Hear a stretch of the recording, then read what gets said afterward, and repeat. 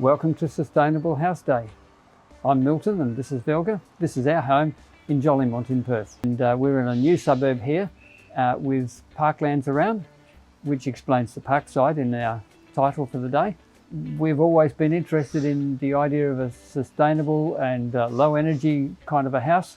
When we discovered this particular concept of passive house, we saw that extended the ideas of just correct orientation and a bit of insulation to its logical conclusion. Here we chose this site because of the long northern boundary. Its north is straight out here, and you can see we've got our big stack of windows here facing that to let the heat and the warmth come into the house. We came across, I think it was an ad in the paper, we just came across the idea of what iSmart Homes were doing, and we took it from there. Since moving in, we've found that this is a house that doesn't have any drafts, so whatever heating or cooling we put into the house during the day or the evenings, it stays there. One of the things that we've included in this house is a decent solar PV system on the roof, and with that in mind, we've particularly gone for straight gable roofs. We haven't got hip roofs on this house, so that the maximum amount of panels can be used, and it looks neat. It really does look neat on the roof. Not counting the standard charge for being connected to the grid, we've spent less than $100 on electricity for 6 months. And that's including some time in summer when it was hot and we didn't have our shutters on the windows yet, right through to the end of June. You'll notice a bit of background noise. We've got a construction site of apartments across the road, and when we go inside, you'll notice the difference in the sound because the insulation of the house also keeps the noise out, as well as unwanted temperatures. Okay, so we decided we wanted a sustainable house with energy efficiency and all those sort of things. All we needed was a builder. And we came across Brian and the iSmart team. Hey Milton, Velga, thanks very much for including me today in the Sustainable House Day event. As always, a fantastic event, and it's great to see you guys taking part to showcase your beautiful home. We started off with a concept from the federal government's Your Home website. And if anybody looks at those, you'll see the hints of it through the house. We added a granny flat upstairs at the back. We spent longer in council than we spent building on site. When you were going through the process, it was easy to understand the differences between passive solar and passive house and the benefits of the products that you were getting? Yes, I guess I wasn't expecting to have the heat recovery ventilation system, and that means that we get a house that has fresh air all the time without relying on getting a breeze, because sometimes you just don't get a breeze. So you're bringing in fresh air from the external environment, and you're tempering that air, or you're transferring the energy of the air from the inside of the home into that air as it leaves the building. Thus maintaining ambient temperature for an extremely low cost. For experience, you've been living here for about 7 months now. 7 or 8 months.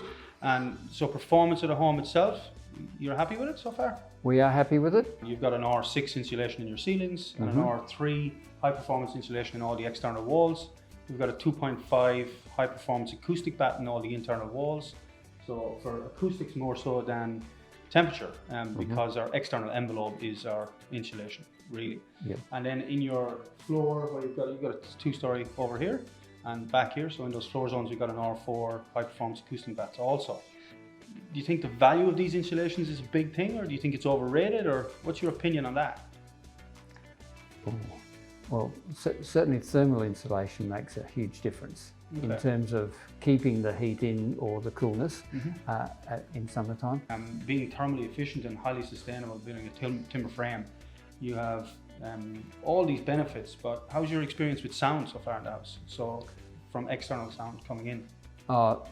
Sound from outside is virtually minimal. We have the State Netball Centre across the road, and so there are thousands of shouting young people over there on a weekend, and we hardly hear a thing. Likewise, the building site outside, we hardly hear anything from inside, and yet they're using jackhammers and grinders and things like that, clanging steel around. It's well and truly stays outside. You guys are aware, and you now have a timber frame home, so extremely efficient, extremely good carbon footprint, reduction in waste because of pre-manufactured construction. Are these all things that you considered while you were in the design process, and what was your main driver for choosing timber frame over brick?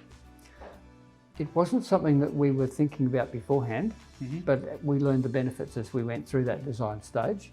We've been living in Canberra and Sydney in framed houses, so we weren't afraid of framed and gyprock walls or anything like that.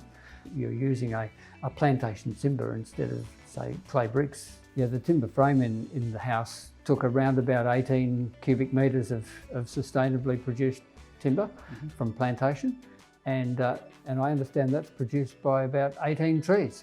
Yeah, that's correct. And trees, they grow fast enough. You consider it like a crop rather than a long-term thing. Replant those is extremely cheap, but your growth time in the current Western Australian forestry is seconds. We're not talking hours or days here, we're talking seconds to regrow. So these are thermally broken windows, extremely highly efficient. U value of about 1.4 on average when we talk about windows and doors. In your opinion, and you've lived in plenty of houses in plenty of states, so you have quite a bit of experience. In this particular home, what's your opinion or what's your view on the windows that you've installed? Appearance-wise, the windows look nice. They're easy to operate. They provide ventilation when we want to open windows, and no drafts. There's a lot more to them than just being a double glazed unit. The fact that they're argon filled increases the performance, but they also have Lightbridge grey low E glass or glazing in the units. So you're getting some beautiful sunlight in on concrete floors. So utilising the thermal mass of the concrete floors. We've taken some temperatures a little bit earlier on here, you and I, and our internal floor temperature was a cosy 27, which is pretty good. Our internal glass temperature was about 25 on the bottom of the glazing, which is quite good. Considering we're getting that thermal gain in.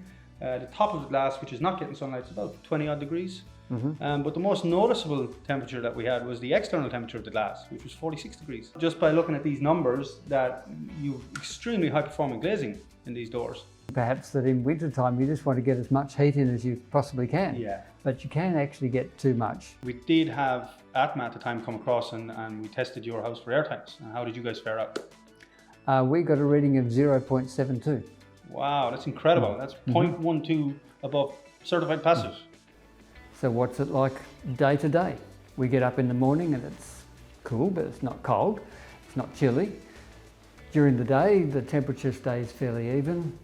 Other benefits, we've talked about it being quiet. It's also a relatively dust-free environment too. Plantation shutters on the windows, and we do have some east and west windows, and they do cop the heat in summertime, but as soon as those shutters went on, it took out probably 80–90% of the heat gain that we didn't want at that time of the year. So thank you for calling in on our house today. I hope you've enjoyed it, learned something about the benefits of Passive House.